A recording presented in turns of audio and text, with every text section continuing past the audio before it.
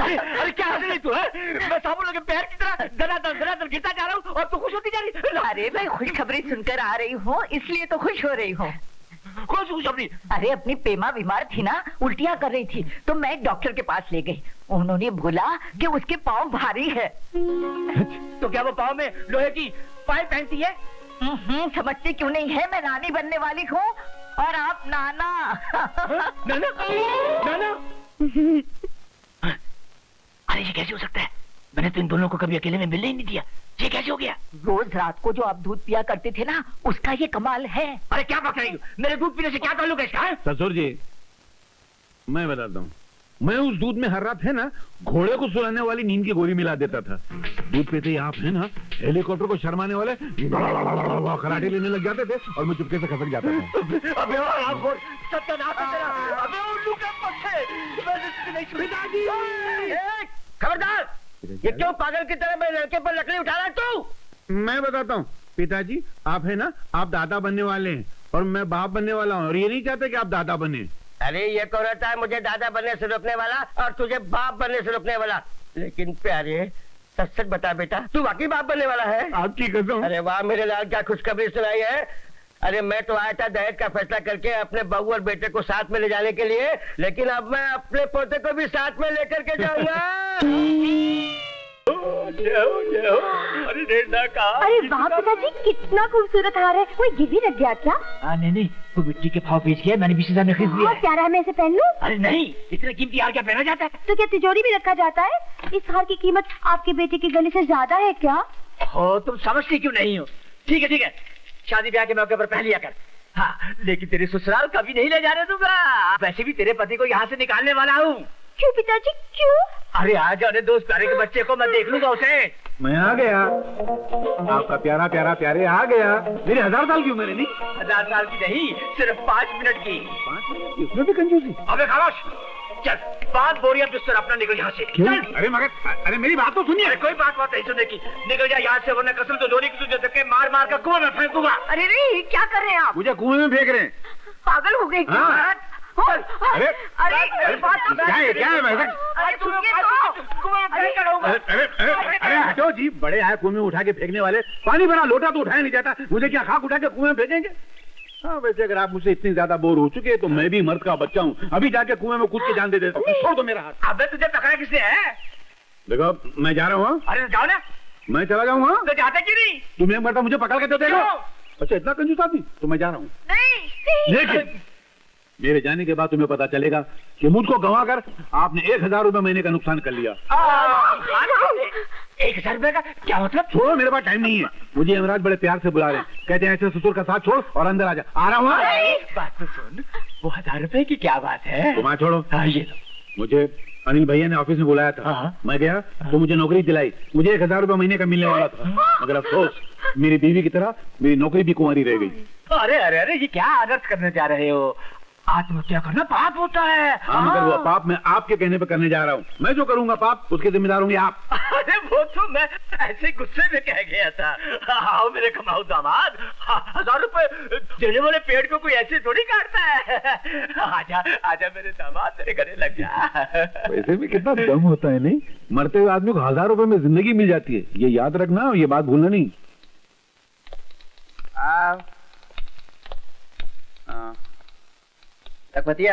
जी मालिक। ये मालिक? मैंने तो सुना था कि सेठ द्वारका प्रसाद इस कंपनी के मालिक हैं। मैनेजर कौन है? मैं हूँ। तो फिर आपको मालिक क्यों बोल रहे हैं? वो इज्जत से मुझे मालिक कहता है। नहीं पर इतनी इज्जत नहीं लेनी चाहिए, आपको हजम नहीं होगी। मैनेजर को सेठ की जगह तू। नहीं, एक मिनट सुनो, आज से मुझे मैनेजर साहब कहा करो। जी मैनेजर साहब। ठीक है? हाँ चलेगा। लेकिन ये कौन है? ये मिस्टर प्यारेलाल, आज से तुम्हारे हाथ के नीचे काम करेंगे। लेकिन मैनेजर साहब, आपको तो मालूम है कि हमें किसी असिस्टेंट की जरूरत ही नहीं है। जरूरत हो या ना हो, इन्हें रखना पड़ेगा। ये अनिल बाबू के बहनोई हैं। अच्छा तो ये बात है, तो समझ लीजिए रख लिया। हाँ ठीक है, रख लिया। आज पे डे है, 10 बज गए हैं, अभी तक तनख्वाह बाकी नहीं। जा तैयारी कर। जी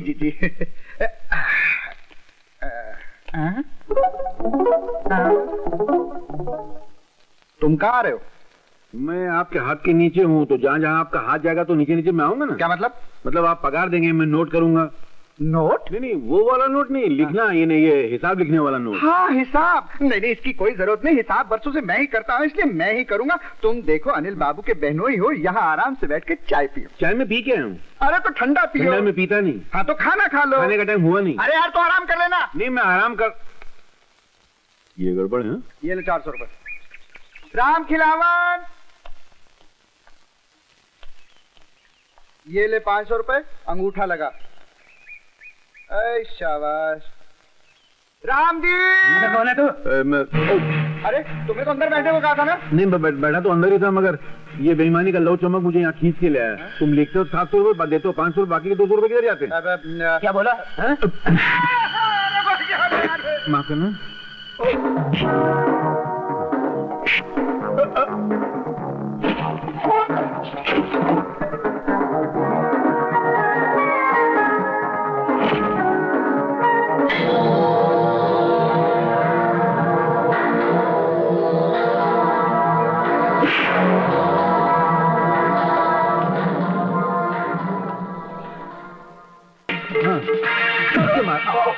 माफ करना, मैं देखा नहीं, आप ही रह गए।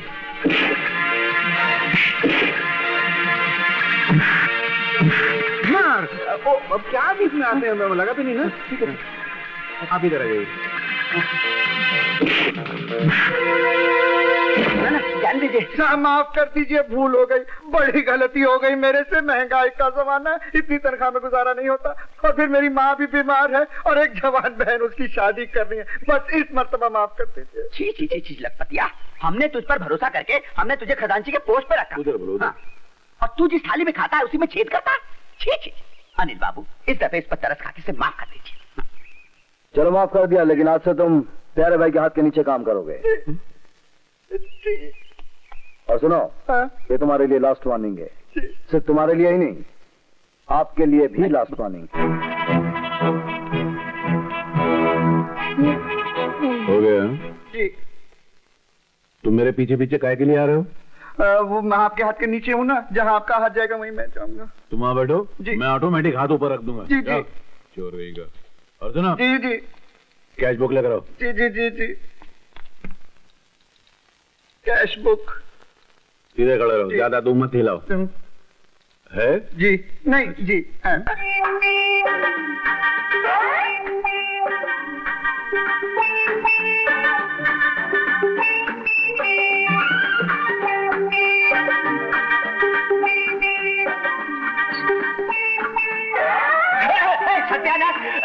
सत्यानाश हो। अब ये क्या बदतमीजी है? बदतमीजी नहीं है, मटके में से पानी छलक रहा है। अरे तो अंदर ले जाओ ना। कैसे जाएं? मटका ऊपर अटक रहा है। तेरा हाथ लगा के मटका उतार देना तो। क्या चक्रम है बदमाश कतीक, तेरी तो अरे अरे मेरा हाथ ऊपर तक नहीं पहुंच रहा है। तो नीचे का मटका निकाल ले। हाँ ये भी ठीक है। अरे नीचे का निकालूंगा तो ऊपर कैसे जाएंगे? हाँ तो क्या मैं रावण के सरों की तरह सारी जिंदगी मटका लेके घूमता रहूंगा क्या? बकवास बंद कर, चल बैठ जा, उतारता हूँ मैं। बैठ। नीचे बैठूंगा तो मटका तुम्हारे मुंह पे गिर के खराब हो जाएगा। हाँ, ये भी ठीक है।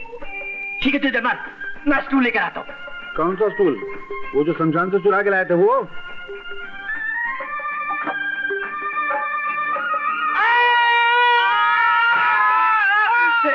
अरे कब वक्त डाला है, इतनी जोर से क्यों चीखा तू? अरे ये देखो, मेरे अंगूठे का खिचड़ा बना दिया।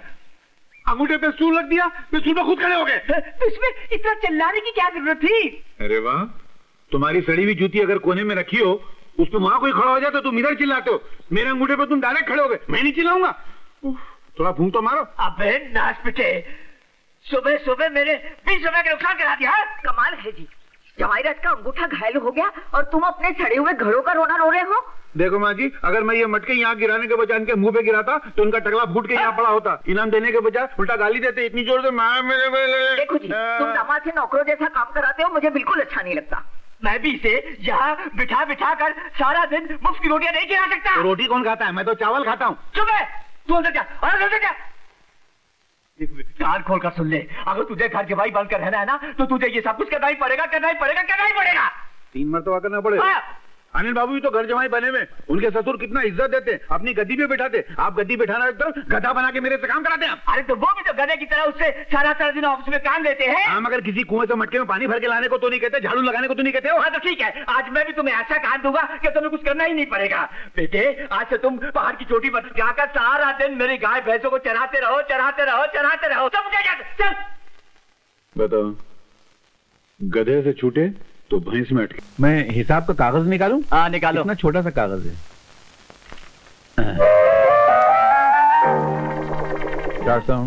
ये क्या? हिसाब का कागज है। हिसाब का कागज? इतना लंबा?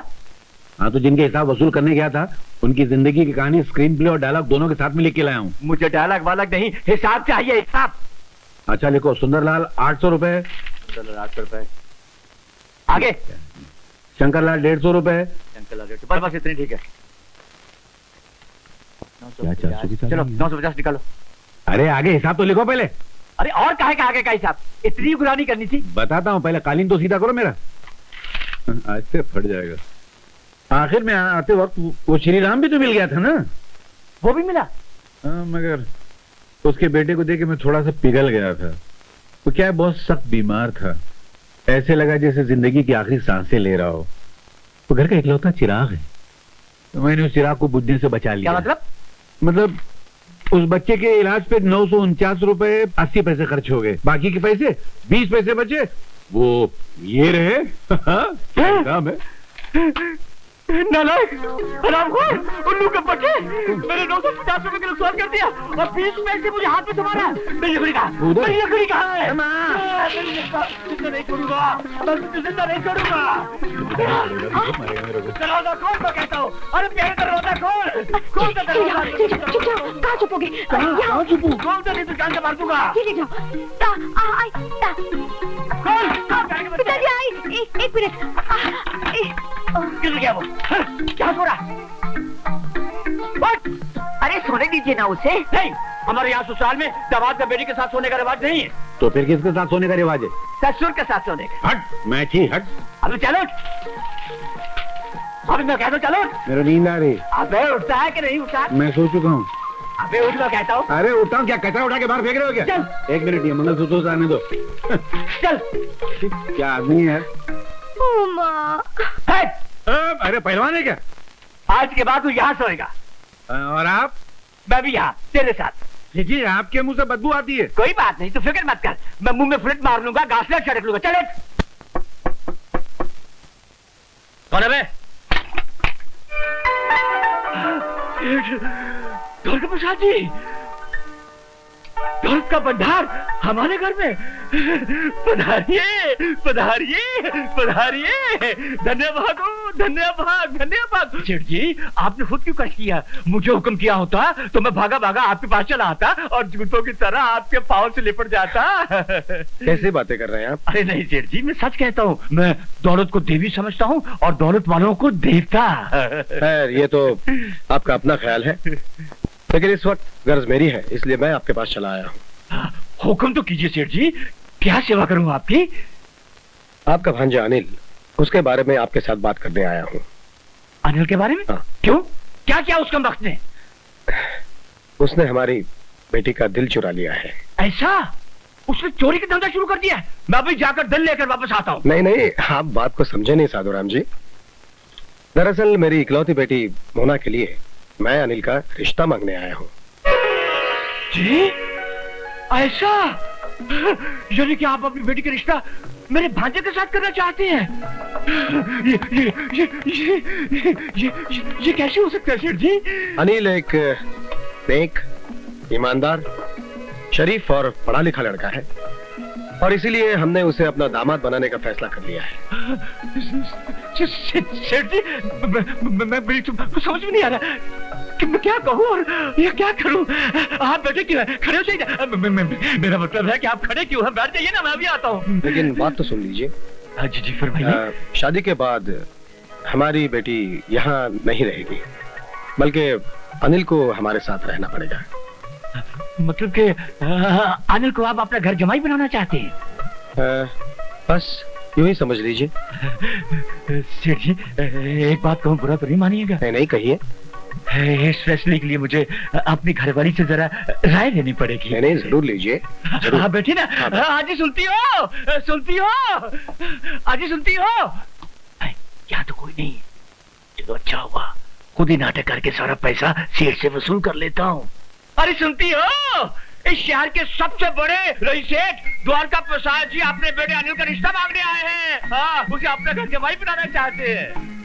अरे तुम्हारी अक्ल पर पत्थर पड़ गया क्या? हमने अनिल को अपना भांजा नहीं, अपना पेट समझकर पढ़ा लिखा कर पाल पोस कर बड़ा किया है, और जब 2 पैसा कमाने की बारी आई है तो किसी अमीर के घर उसको घर जमाई बना रहे हो। अरे भगवान, तुम समझती क्यों नहीं हो? वहाँ अपना बेटा सुखी रहेगा। अजी वो वहाँ सुखी रहेगा तो हम क्या दुखी रहेंगे? सारी जिंदगी मेहनत हमने की और वो फायदा कोई और उठाएगा। एड़ियां रगड़ रगड़ के बुढ़ापे में मरेंगे और वो किसी और का सहारा बनेगा। जाओ जाओ कर इनकार कर दो।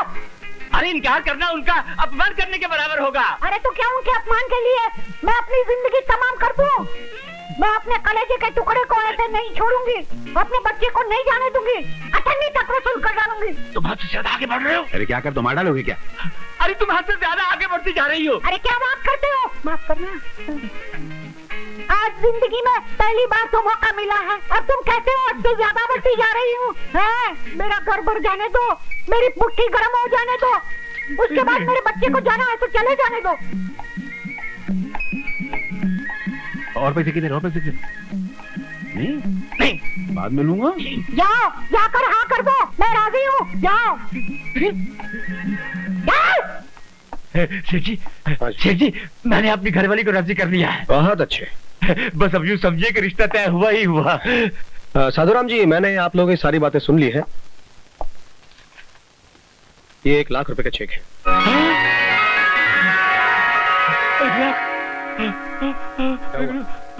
क्या हुआ? क्या हुआ साधुराम जी, क्या हुआ? जी कुछ नहीं, बस बेटा दिल और घर से जुदा हो रहा है ना, उसी गम में बस चक्कर आ गया। अरे जी, अनिल बेटा भी आ गया। नमस्ते। अरे नमस्ते से काम नहीं चलेगा बेटा। सेठ जी के पांव छूकर इनका आशीर्वाद लो। ये अपनी बेटी का रिश्ता तुम्हारे लिए लेकर आए हैं और हमने उसे मंजूर कर लिया है। चलो पांव छुओ। नहीं बेटे, जीते रहो। साधुराम जी, मैं चलता हूँ। नमस्ते। हाँ बेटा, सेठ जी को बाहर छोड़ कर आओ। बेटे बैठो तुम, मैं चला जाऊंगा। ये सेठ द्वारका प्रसाद जी यहाँ क्यों आए थे? मैं बताता हूँ ना, वो अपनी बेटी मोना के लिए दामाद खरीदने आए थे। क्या? और इनको खरीद के चले गए।